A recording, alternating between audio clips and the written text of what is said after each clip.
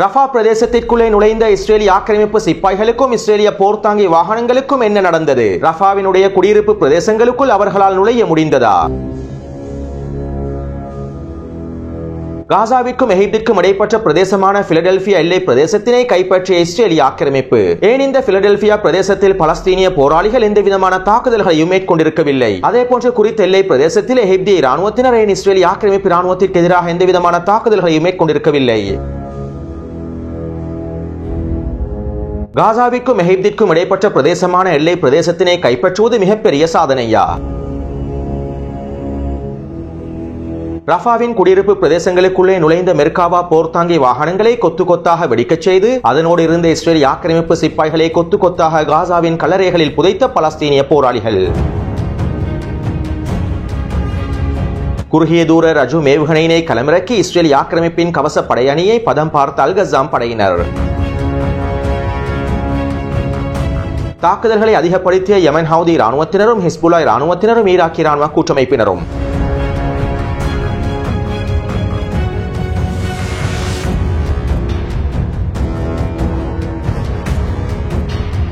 Hamas தரப்பினர் தந்திரமாக காய்களை நகர்த்தி எகிப்தினால் முன்வைக்கப்பட்டிருக்கக்கூடிய ஒப்பந்தத்தில் சில திருத்தங்களை மாத்திரம் மேற்கொண்டு யுத்த நிறுத்த ஒப்பந்தத்திற்கு சம்மதம் தெரிவித்திருந்தார்கள். நெட்டன்யாகுவை பொறியில் சிக்க வைத்து யுத்த நிறுத்த ஒப்பந்தத்திற்கான சம்மதத்தினை வழங்கியிருந்தார்கள். அத்தோடு ஹமாஸ் தரப்பினர் சம்மதம் தெரிவித்திருக்கக்கூடிய குறித்த ஒப்பந்தம் தற்காலிக யுத்த நிறுத்த ஒப்பந்தம் என சில ஊடகங்கள் செய்திகளை வெளியிட்டுள்ளன. குறித்த ஒப்பந்தத்தினை முழுமையாக ஆராய்ந்து பார்க்காமல் ஹமாஸ் தரப்பினர் வெளியிட்டிருக்கக்கூடிய உத்தியோகபூர்வமான கருத்துக்களை ஆராய்ந்து பார்க்காமல் சில ஊடகங்கள் இவ்வாறான கருத்துக்களை வெளியிட்டுள்ளன. தற்போது ஹமாஸ் தரப்பினர் ஏற்றுக்கொண்டிருக்கக்கூடிய குறித்த ஒப்பந்தமானது தற்காலிக யுத்த நிறுத்த ஒப்பந்தம் அல்ல, நிரந்தர யுத்த நிறுத்தம் என்பதற்கான பல்வேறுபட்ட ஆதாரங்களை முன்வைத்து அந்த யுத்த நிறுத்த ஒப்பந்தத்தில் ஹமாஸ் தரப்பினர் தந்திரமாக கையாண்டிருக்கக்கூடிய விடயங்களையும் குறிப்பிட்டு நேற்றிரவு ஒரு முக்கியமான காணொலி ஒன்றை வெளியிட்டிருந்தேன். எனவே அந்த காணொலியினை முழுமையாக பார்வையிட்டவர்களுக்கு களத்தினுடைய உண்மையான நிலவரம் புரிந்திருக்கும். அத்தோடு அந்த காணொலியினை பார்வையிடாதவர்கள் அதை பார்த்துவிட்டு இந்த இரண்டாம் பாகத்தை பார்வையிடுங்கள். இதன்போது யுத்த களத்தினுடைய மிக முக்கியமான விடயங்களை உங்களுக்கு தெளிவாக புரிந்து கொள்ளலாம். எனவே ஹமாஸினுடைய தந்திரமான காய் நகர்த்தல்களினால் ஹமாஸினுடைய பொறியிலே சிக்கிக்கொண்ட நெட்டன்யாகு என்ன செய்வதென்று தெரியாமல்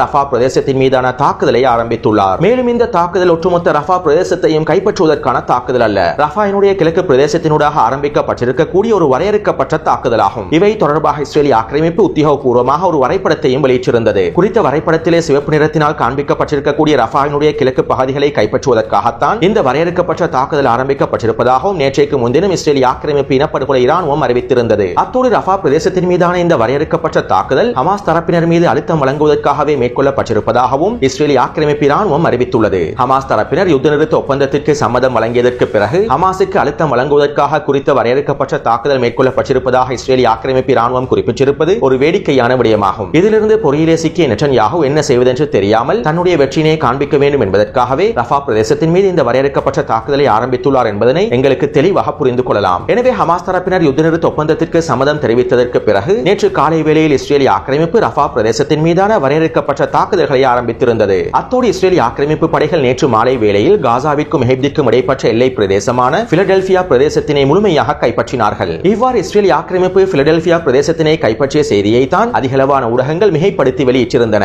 உண்மையிலேயே காசாவிற்கும் எகிப்திற்கும் இடைப்பட்ட எல்லை பிரதேசமான பிலடெல்பியா எல்லை பிரதேசத்தினை கைப்பற்றுவது இலகுவான விடயமாகும். இந்த எல்லை பிரதேசமானது நீண்ட பாதையினால் அமைக்கப்பட்டிருக்கக்கூடிய ஒரு வெற்றிட பிரதேசமாகும். மேலும் குறித்த பிரதேசத்தில் எகிப்திற்கும் காசாவிற்கும் இடையிலான வேலிகளே காணப்படுகின்றன. குறித்த வரைபடத்திற்கு அமைவாக இலக்கம் ஒன்றினால் குறிப்பிடப்பட்டிருக்கக்கூடிய பிரதேசம் கரீம் ஷலோம் பிரதேசமாகும். இந்த கரீம் ஷலோம் பிரதேசத்தில் தான் கரீம் ஷலோம் நுழைவாயில் காணப்படுகின்றது. மேலும் இலக்கம் ஒன்றினால் குறிப்பிடப்பட்டிருக்கக்கூடிய கரீம் ஷலோம் நுழைவாயிலில் இருந்து ரஃபா நுழைவாயிலுக்கு ஒரு சிறிய பாதை ஒன்று காணப்படுகின்றது. அந்த சிறிய பாதை சிவப்பு கோட்டினால் காண்பிக்கப்பட்டுள்ளது. அத்தோடு இலக்கம் 2 குறிப்பிடப்பட்டிருக்கக்கூடிய பிரதேசம் ரஃபா நுழைவாயிலாகும். இந்த ரஃபா நுழைவாயிலுக்கும் கரீம் ஷலோம் நுழைவாயிலுக்கும் இடைப்பட்ட பிரதேசம் ஒரு வெற்றிட பிரதேசமாகும். அதே போன்று இலக்கம் 2 குறிப்பிடப்பட்டிருக்கக்கூடிய ரஃபா நுழைவாயில் பிரதேசத்திலிருந்து இலக்கம் 3 குறிப்பிடப்பட்டிருக்கக்கூடிய மேற்கு கடற்கரை பிரதேசம் வரை ஒரு வெற்றிட பிரதேசமாகவே காணப்படுகின்றது. மேலும் குறித்த பிரதேசங்களுக்கு இடையே ஒரு சிறிய பாதை ஒன்று காணப்படுகின்றது. அந்த பாதை தான் சிவப்பு கோட்டினால் காண்பிக்கப்பட்டுள்ளது. எனவே நேற்று மாலை இஸ்ரேலிய ஆக்கிரமிப்பு இனப்படுகொலை பயங்கரவாத இராணுவம் இலக்கம் 1 குறிப்பிடப்பட்டிருக்கக்கூடிய கரீம் ஷலோம் பிரதேசத்தினூடாக நுழைந்து இலக்கம் 2 குறிப்பிடப்பட்டிருக்கக்கூடிய ரஃபா எல்லையினை அடைந்து இலக்கம் 3 வரை அமைந்திருக்கக்கூடிய சிறிய வீதியினை தங்களுடைய கட்டுப்பாட்டுக்கு கீழால் கொண்டு வந்தார்கள். இவ்வாறு இஸ்ரேலிய ஆக்கிரமிப்பு பிலடெல்பியா எல்லையிலே காணப்படுகின்ற சிறிய வீதியினூடாக நுழைந்து கைப்பற்றியதை தான் அதிகளவான ஊடகங்கள் தாக்குதல்கள் ஒட்டுமொத்த ரஃபாவையும் இஸ்ரேல் ஆக்கிரமிப்பு கைப்பற்றி விட்டதாகவும் ரஃபாவினுடைய எல்லையினை கைப்பற்றி ஹமாஸை தோல்வியடைய செய்து விட்டதாகவும் செய்திகளை வெளியிட்டிருந்தார்கள். உண்மையிலேயே குறித்த பாதையினூடாக சென்று பிலடெல்பியா பிரதேசத்தினை கட்டுப்பாட்டிற்கு கீழால் கொண்டு வருவது அவ்வளவு கடினமான விடயமல்ல.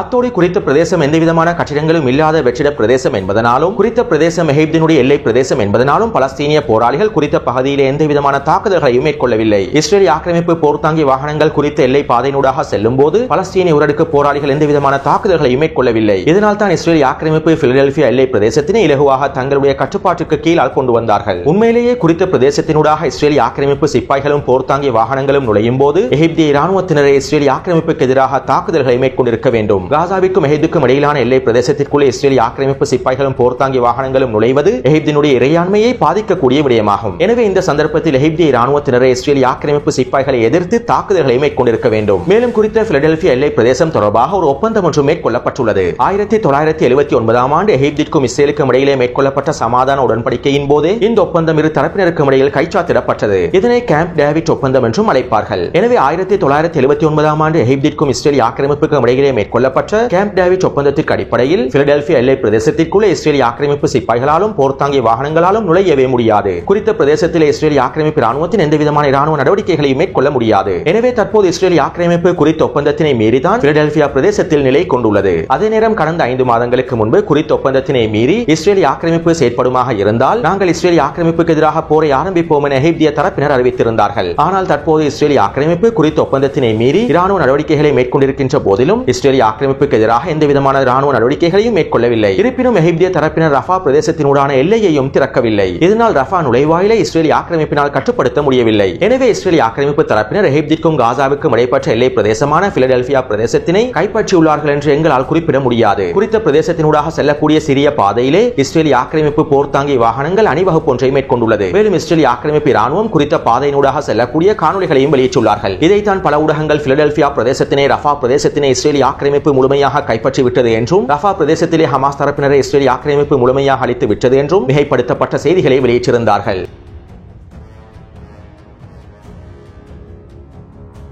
அடுத்து பிலடெல்பியா பிரதேசத்தினூடாக நுழைந்த இஸ்ரேல் ஆக்கிரமிப்பு இனப்படுகொலை கோடை இராணுவம் ரஃபாவினுடைய குடியேற்ற பகுதிகளினூடாக நுழைவதற்கு முயற்சி செய்தார்கள். குறித்த வரைபடத்திலே இலக்கம் 4 காண்பிக்கப்பட்டிருக்கக்கூடிய பிரதேசமானது அல் ஷவுகா பிரதேசமாகும். ரஃபா நுழைவாயிலில் இருந்து 500 மீட்டர் தொலைவில் தான் இந்த ஷவுகா பிரதேசம் காணப்படுகின்றது. இந்த ஷவுகா பிரதேசம் குடியேற்ற பிரதேசமாகும். அதே போன்று இலக்கம் 5 குறிப்பிடப்பட்டிருக்கக்கூடிய பிரதேசம் அல் ஜலாட்டா பிரதேசமாகும். இந்த ஜலாட்டா பிரதேசத்தினுடைய கிழக்கு பகுதியினூடாக நுழைவதற்கு இஸ்ரேல் ஆக்கிரமிப்பு சிப்பாய்களும் போர்த்தாங்கி வாகனங்களும் முயற்சி செய்திருந்தன. அதாவது இலக்கம் 6 குறிப்பிடப்பட்டிருக்கக்கூடிய பிரதேசத்தினூடாக நுழைவதற்கும் இஸ்ரேல் ஆக்கிரமிப்பு தரப்பினர் முயற்சி செய்திருந்தார்கள். ஆனால் குறித்த பிரதேசத்தினூடாக இஸ்ரேல் ஆக்கிரமிப்பு சிப்பாய்களாலும் போர்த்தாங்கி வாகனங்களாலும் நுழைய முடியவில்லை. அல் ஜலாட்டா பிரதேசத்தில் இருக்கக்கூடிய பலஸ்தீனிய உடடுக்கு போராளிகள் தரமான வீரியமான தாக்குதல்களை மேற்கொண்டதன் விளைவாக குறித்த பிரதேசத்தினூடாக அவர்களுக்கு நுழைய முடியவில்லை. இதைத் தொடர்ந்து அனைத்து படைகளும் அல் ஷவுகா குடியிருப்பு பிரதேசத்தினை இலக்கு வைத்து நகர்ந்தன. கிட்டத்தட்ட 20க்கும் அதிகமான மெர்காவா போர்த்தாங்கி வாகனங்கள் அல் ஷவுகா குடியிருப்பு பிரதேசத்தை நோக்கி நகர்ந்தன. இவ்வாறு அல் ஷவுகா பிரதேசத்தினூடாக நுழைந்த இஸ்ரேல் ஆக்கிரமிப்பு படையினால் 100 மீட்டர் தொடக்கம் 150 மீட்டர் வரையிலான பிரதேசத்திற்குள்ளே நுழைவதற்கு முடிந்தது. ஏனென்றால் அல் ஷவுகா பிரதேசத்தில் இருந்த பலஸ்தீனிய உடடுக்கு போராளிகள் தரமான வீரியமான தாக்குதல்களை மேற்கொண்டிருந்தார்கள். இதைத் தொடர்ந்து இஸ்ரேல் ஆக்கிரமிப்பு அல் ஷவுகா பிரதேசத்திலே உக்கிரமான வான்வழி தாக்குதல்களை மேற்கொண்டிருந்தது. பலஸ்தீனிய போராளிகளுடன் நேரடியாக மோத முடியாத ஆண்மையிலிருந்த இஸ்ரேல் ஆக்கிரமிப்பு கோடை இராணுவம் குறித்த பிரதேசத்தில் இருக்கக்கூடிய பலஸ்தீனிய மக்களை இலக்கு வைத்து உக்கிரமான வான்வழி தாக்குதல்களை மேற்கொண்டிருந்தது. இந்த தாக்குதலினால் கடந்த 24 மணித்தியாலத்திற்குள் மாத்திரம் 60க்கும் அதிகமான பலஸ்தீனிய பொதுமக்கள் படுகொலை செய்யப்பட்டுள்ளார்கள். மேலும் 80க்கும் அதிகமானோர் படுகாயமடைந்துள்ளார்கள். இவ்வாறு இஸ்ரேல் ஆக்கிரமிப்பு அல் ஷவுகா பிரதேசத்தில் இருக்கக்கூடிய குடியிருப்பு கட்டிடங்களை இலக்கு வைத்து வான்வழி தாக்குதலை மேற்கொண்டதற்கு பிறகு குறித்த பிரதேசத்தினூடாக இலகுவாக நுழைந்துவிட முடியும் என எண்ணினார்கள். இதற்கமைவாக அவர்களுடைய மெர்காவா போர்த்தாங்கி வாகனங்களுடன் நுழைந்தார்கள். இந்த சந்தர்ப்பத்தில் அல் கஸாம் படையினர், அல் குதுஸ் படையினர், முஜாஹிதீன் படையினர், அல் அக்ஸா படையினர், ஒமர் அல் காசிம் படையினர் மற்றும் அபு அலி முஸ்தபா படையினர் என்று அனைத்து உயரடுக்கு படைப்பிரிவுகளும் அதிரடியாக களமிறங்கி தரமான தாக்குதல்களை மேற்கொண்டிருந்தார்கள். ஆரம்பமாக இஸ்ரேல் ஆக்கிரமிப்பு சிப்பாய்களும் போர்த்தாங்கி வாகனங்களும் அல் ஷவுகா பிரதேசத்தினூடாக நுழையும் சந்தர்ப்பத்தில் அல் கஸாம் படையினர் அவர்களை சுற்றி வளைத்து ரஜு மேவுகணை தாக்குதல்களை ஆரம்பித்திருந்தார்கள். கிட்டத்தட்ட 30க்கும் அதிகமான ரஜு மேவுகணை தாக்குதல்கள் மேற்கொள்ளப்பட்டிருந்தன.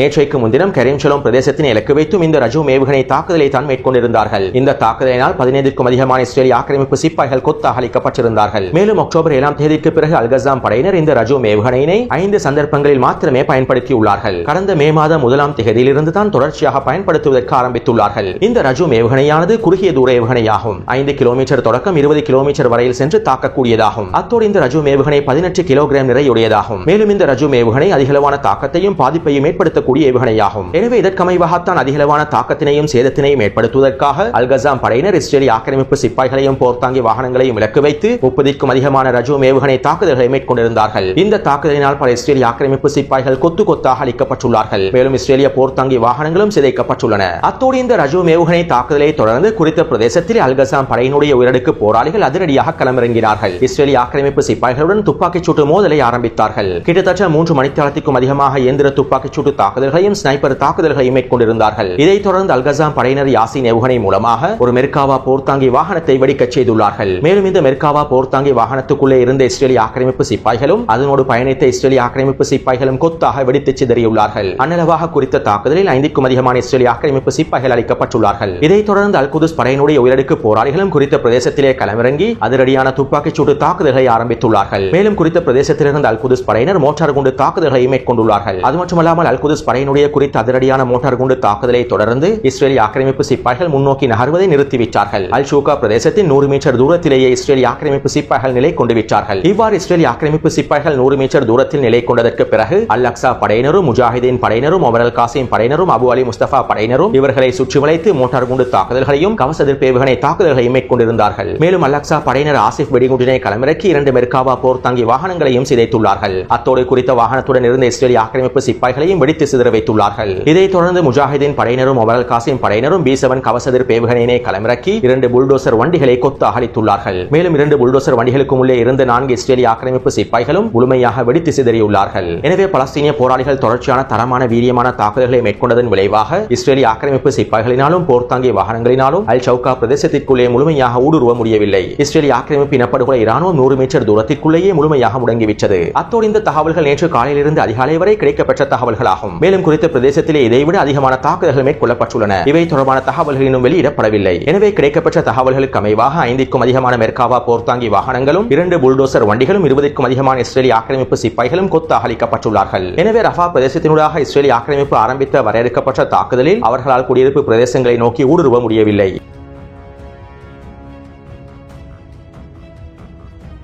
அடுத்து வடக்கு காசாவிற்கும் மத்திய காசாவிற்கும் இடைப்பட்ட பிரதேசமான நட்சரிம் பிரதேசத்திலும் பலஸ்தீன உயரடுக்கு போராளிகள் தரமான வீரியமான தாக்குதல்களை மேற்கொண்டிருந்தார்கள். குறித்த வரைபடத்திலே இலக்கம் 4, 5, 6, 7 ஆகிய பிரதேசங்களிலே இருக்கக்கூடிய இஸ்ரேலிய ஆக்கிரமிப்பு ராணுவ கட்டளை தளங்களை இலக்கு வைத்து அதிரடியான மோட்டார் குண்டு தாக்குதல்களையும் ஏவுகணை தாக்குதல்களையும் மேற்கொண்டுள்ளார்கள். அத்தோடு அல் அக்ஸா படையினர் தல் ஹவாயினுடைய தெற்கு பிரதேசத்தில் பொறிவைத்து தாக்குதல் ஒன்றை மேற்கொண்டுள்ளார்கள். இந்த தாக்குதலில் இஸ்ரேலிய ஆக்கிரமிப்பு சிப்பாய் படைக்குழு ஒன்றை வசமாக சிக்கியுள்ளது. மேலும் குறித்த பொறி வெடிக்க செய்யப்பட்டு இஸ்ரேலிய ஆக்கிரமிப்பு சிப்பாய்கள் கொத்து கொத்தாக அளிக்கப்பட்டுள்ளார்கள். அத்தோடு அல்கசாம் படையினரும் ஜிப்ரீல் படையினரும் ஒன்றிணைந்து இலக்கம் 5 குறிப்பிடப்பட்டிருக்கக்கூடிய இராணுவ தளத்தை இலக்கு வைத்து அதிரடியான கவச எதிர்ப்பு ஏவுகணை தாக்குதல்களையும் மோட்டார் குண்டு தாக்குதல்களையும் மேற்கொண்டுள்ளார்கள். இந்த தாக்குதலினால் குறித்த பிரதேசத்தில் இருக்கக்கூடிய இஸ்ரேலிய ஆக்கிரமிப்பு சிப்பாய்களும் போர்த்தாங்கி வாகனங்களும் சிதைக்கப்பட்டுள்ளன. அதேபோன்று வடக்கு காசாவின் எல்லைகளுக்கு அருகாமையில் இருக்கக்கூடிய இஸ்ரேலிய ஆக்கிரமிப்பு இராணுவ தளங்களை இலக்கு வைத்தும் இஸ்ரேலிய குடியேற்ற பிரதேசங்களை இலக்கு வைத்தும் அதிரடியான ஏவுகணை தாக்குதல்களை மேற்கொண்டுள்ளார்கள். அஷ்கலோன் பிரதேசத்தில் மாத்திரம் 30க்கும் அதிகமான ஏவுகணை தாக்குதல்கள் மேற்கொள்ளப்பட்டுள்ளன.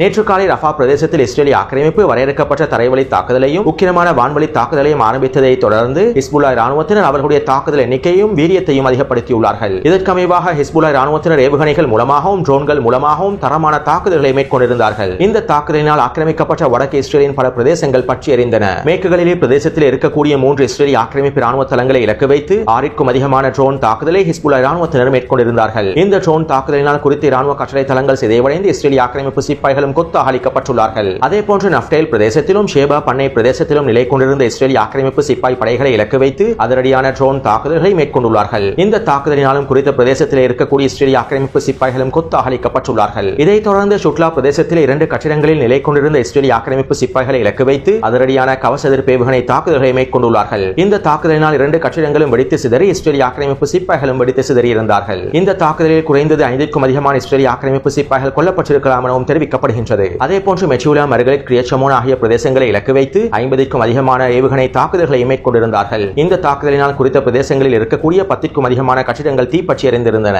அடுத்து ஈராக்கிய ராணுவ குற்றமைப்பினர் ஆக்கிரமிக்கப்பட்ட தெற்கு பிரதேசத்தை இலக்கு வைத்தும், ஹைஃபா துறைமுகத்தை இலக்கு வைத்தும், ஆக்கிரமிக்கப்பட்ட கோலான் குன்று பிரதேசங்களை இலக்கு வைத்தும் 4 ட்ரோன் தாக்குதல்களை மேற்கொண்டிருந்தார்கள். மேலும் இந்த தாக்குதல்கள் வெற்றிகரமாக மேற்கொள்ளப்பட்டிருப்பதாகவும் தெரிவிக்கப்படுகின்றது. அதேபோன்று யமன் ஹவுதி ராணுவத்தினர் செங்கடல் பிரதேசத்திலே சென்று கொண்டிருந்த அமெரிக்க சரக்கு கப்பல் ஒன்றையும் இலக்கு வைத்து அதிரடியான கப்பல் எதிர்ப்பு ஏவுகணை தாக்குதல்களையும் ட்ரோன் தாக்குதல்களையும் மேற்கொண்டுள்ளார்கள். மேலும் ஏடன் வளைகுடா பிரதேசத்திலும் அமெரிக்க சரக்கு கப்பல் ஒன்றை இலக்கு வைத்து தாக்குதல்கள் மேற்கொள்ளப்பட்டிருப்பதாக தகவல்கள் வெளியாகியுள்ளன. இருப்பினும் இவை தொடர்பான மேலதிக தகவல்கள் இன்னும் கிடைக்கப்பெறவில்லை. எனவே நாலாபுறமும் போராளிகள் அவர்களுடைய தாக்குதல்களை வீரியப்படுத்தியுள்ளார்கள். எனவே இந்த காணொளி தொடர்பான உங்களுடைய கருத்துக்களை பதிவிடுங்கள். தொடர்ந்து என்னுடன் இணைந்திருங்கள். நன்றி, வணக்கம்.